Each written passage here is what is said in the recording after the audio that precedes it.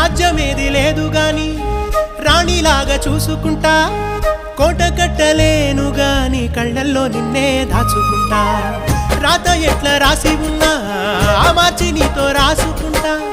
స్వర్గమంటూ ఉన్నదంటే అది నీతోనే ప్రతిరోజు పంచుకుంటా నిన్ను గన్న మీ నాన్న కన్నా